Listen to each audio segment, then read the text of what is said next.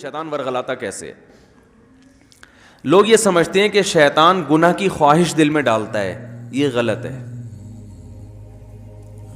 گناہ کی خواہش یہ ویسے ہی دل میں ہوتی ہے.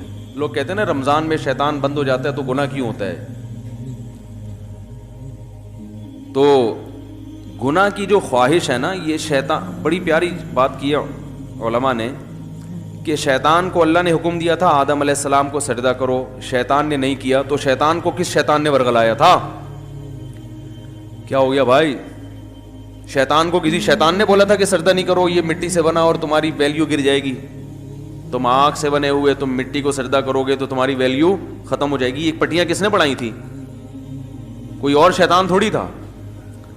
شیطان کی اپنے ذات میں حسد اور جیلسی. تو انسان دو وجہ سے گناہ کرتا ہے. ایک تو یہ کہ اس کے دل میں خواہشات پوری کرنے کی چاہت اللہ نے ویسے ہی رکھی ہے.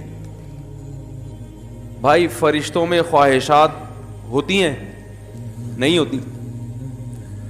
فرشتوں میں نہ روٹی کی خواہش نہ کوئی اور خواہش، تو اللہ نے انسانوں میں رکھی ہوئی ہیں. روٹی بھی چاہیے، صحت بھی چاہیے، گھر بھی چاہیے، گاڑی بھی چاہیے، عزت بھی چاہیے، بہت ساری چیزیں چاہیے کر کے وہ ایک طویل فہرست بنائی ہوئی ہے اس نے. سر پہ بال بھی چاہیے، یہ بھی ضروری ہے. آج کل کیا ہمیشہ سے چاہیے. لیکن میں ان لوگوں سے کہتا ہوں کہ جو سر کے بال کٹا کے یہ سمجھتے ہیں کہ ہم اللہ کو راضی کر رہے ہیں، کم از کم یہ الزام اللہ پہ مت لگاؤ، ٹھیک ہے نا. بال کٹائیں، بعض لوگوں پہ ٹرینڈ اچھی لگتی ہے، لیکن اس کو سنت نہ سمجھیں. تو انسان کی طبیعت ایسی ہے کہ وہ خواہشات کی طرف مائل ہوتا ہے، اس کی فطرت ہے. وہ تو شیطان نہ بھی کہے تو مائل ہوتا ہے. دیکھو جب روزہ رکھتے ہیں تو ہمارا پانی پینے کا دل چاہتا ہے کہ نہیں چاہتا ہے پیاس میں؟ تو یہ شیطان سمجھا رہا کہ پانی پیو؟ بولے نا بھائی، وہ تو میڈیکل سائنس یہی کہتی ہے کہ جب پیاس لگے گی تو پانی پینے کا دل چاہے گا، تبھی تو روزے کا ثواب ملے گا. بھوک لگے گی تو روٹی کھانے کا دل چاہے گا. ہاں اب مسلمان یہ دیکھتا ہے بھائی اللہ کی طرف سے اجازت ہے تو کھا لو، اجازت نہیں ہے تو نہیں کھاؤ. اب روزہ ہے تو اللہ کی طرف سے اجازت نہیں ہے. بعض دفعہ اللہ کی طرف سے کھانے کا حکم ہوتا ہے. کسی ایسے شخص نے نفلی روزہ آپ نے رکھا ہوا ہے، دعوت کر لی جو آپ کے بڑوں میں سے ہے، قریبی رشتہ داروں میں سے ہے، آپ اس کی دعوت اٹینڈ نہیں کریں گے تو وہ ناراض ہونے کا خطرہ ہے. تو پھر شریعت کا حکم کیا ہے؟ یہاں روزہ توڑ دو، روزہ توڑ کے اس کی دعوت کھا لو. پھر فقہا کا اختلاف ہے، بعض کہتے ہیں کہ بعد میں قضا کرے، بعض کہتے ہیں نہیں کرے. امام حنیفہ کے نزدیک بعد میں قضا کرنا ضروری ہے. تو یہاں کھانا کیا بن گیا؟ حالانکہ اس وقت دل چاہ رہا ہوتا ہے کہ نہیں کھائے، کیونکہ اتنی مشکل سے دوپہر تک کا روزہ آپ نے برداشت کر لیا، صبح کی چائے چھوڑ دی، گٹکا بھی نہیں کھایا، صبح پان بھی نہیں کھایا، اتنی قربانیاں دے کے 12-1 بجے تک آپ پہنچے اور دعوت آ گئی، اور ایسی کی دعوت آئی جو آپ کے چچا لگتے ہیں رشتے میں اور بڑے قریبی ہیں. اب وہ ناراض ہو جائیں گے کہ یار آج ہی روزہ رکھنا تھا، میرے بچے کا ولیمہ ہے، آج ہی روزہ رکھنا تھا. تو بہتر کیا ہے کہ آپ روزہ، حالانکہ یہاں دل چاہ رہا ہوتا کہ نہیں توڑو، کیونکہ فقہ حنفی میں تو بعد میں قضا کرنی پڑے گی نا اس کو. یا تو چلو بالکل ہی غریبی میں معاف ہو رہا ہوتا، کہتے بعد میں کون قضا کرے گا یار، آج رکھ لیا. تو خواہشات، یہ شیطان نہ بھی ہو تو انسان کے دل میں اللہ نے خواہشات کا ایک سمندر رکھا ہے. مسلمان کیا کرتا ہے کہ جب گناہ کی طرف اس کی طبیعت مائل ہوتی ہے، جو ہر ایک کی مائل ہوتی ہے، علماء کی بھی ہوتی ہے، بزرگوں کی بھی ہوتی ہے، عام آدمی کی بھی ہوتی ہے، یہ تو انسان کی نیچر ہے. بھائی بھوک لگی ہوگی تو روزے میں دل شدید بھوک لگ رہی ہے آپ کو. دیکھو جب رمضان گرمیوں کا روزہ ہو اور دسترخوان پہ بیٹھے ہوئے ہوں، سامنے چاٹ اور پتہ نہیں کیا کیا چیزیں مزے کی رکھی ہوئی ہوتی ہیں، تو مفتی صاحب بھی ٹائم دیکھ رہے ہوتے ہیں نا جلدی یار کتنا ٹائم رہ گیا، کیا خیال ہے؟ تو پتہ چلتا ہے بھائی اس کا بھی دل چاہ رہا ہے.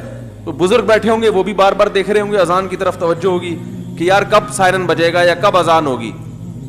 تو یہ جو خواہشات اللہ نے ہمارے اندر رکھی ہیں، ان خواہشات کی طرف ہر ایک کی طبیعت مائل ہوتی ہے. لیکن ان خواہشات پہ مسلمان عمل کیوں نہیں کرتا؟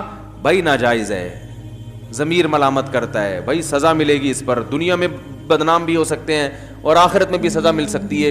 یہ چیزیں ہیں جو زنا سے بھی روکتی ہیں، شراب سے بھی روکتی ہیں، ماں باپ کے ساتھ بدتمیزی سے بھی روکتی ہیں، اور بہت ساری چیزوں سے. شیطان کیا کرتا ہے کہ جب آپ بریک لگا رہے ہو نا اس کے انجام کو دیکھ کے، تو شیطان اس کا بھیانک انجام پہ ایک چمک پٹی جو ہے نا یا ایک خوبصورت چادر لگا کے اس بھیانک انجام کو خوبصورت کر کے دکھا دیتا ہے. بات آ رہی ہے سمجھ میں؟ شراب پینے والا جو پہلی دفعہ شراب پیتا ہے تو اسے پتا ہوتا ہے کہ یہ غلط ہے، تبھی وہ کبھی اپنی اولاد کے لیے شراب کو پسند نہیں کرے گا کہ میرے بچے بھی شرابی ہوں، میری بیگم بھی شراب پیتی ہو، میرے ابا بھی پیتے ہوں، میری اماں بھی پی، وہ کہے گا میں ہی پیوں، باقی میرے رشتے داروں میں کوئی نہ پیے. تو پہلی دفعہ جب شیطان اس کو شراب پلواتا ہے، اسے پتا ہوتا ہے کہ یہ انسان کو پتا ہوتا ہے یہ غلط ہے، اس کا انجام برا ہے، اس سے جگر خراب ہو جاتا ہے اور پھر عادت پڑ جاتی ہے، جو نہیں ملے گی تو دماغ خراب ہوگا اور قتل بھی ہو جاتے ہیں، سب واقعات اس کے سامنے ہوتے ہیں. لیکن وہ یہ کہہ کے پیتا ہے کہ شیطان اسے کہتا ہے اگر تم نے یہ لذت حاصل نہیں کی اور اس کے بغیر ہی دنیا سے چلے گئے تو یہ مزہ تو بولو بھائی رہ گیا. بعض دفعہ یہ کہتا ہے پی لو ایک دو دفعہ سے کیا ہوتا ہے توبہ کر لینا. بعض دفعہ یہ کہتا ہے تمہاری ٹینشنیں اتنی ہیں کہ شراب کا جو نقصان ہے وہ نقصان اتنا زیادہ نہیں ہے جتنا یہ ٹینشن تمہیں نقصان دے رہی ہے، تو علاج کے طور پر پی لو، یہ ٹینشن تو ختم ہوگی نا.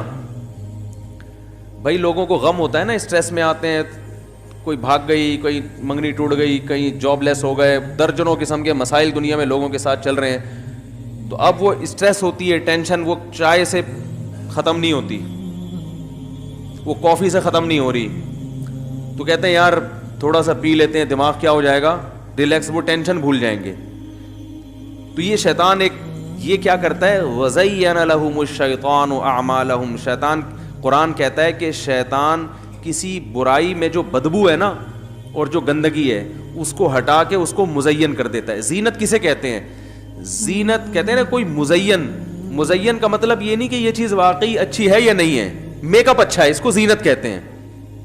بھائی زینت اوپر کی چیز ہے نا، خواتین جو بیوٹی پارلر میں جا کے بنتی ہیں تو کیا اندر سے تھوڑی چینج ہو جاتی ہیں؟ جو بدصورت ہے وہ بدصورت ہی رہتی ہے، جو خوبصورت ہے وہ خوبصورت، لیکن بدصورت کو ڈسٹیمپر کر کے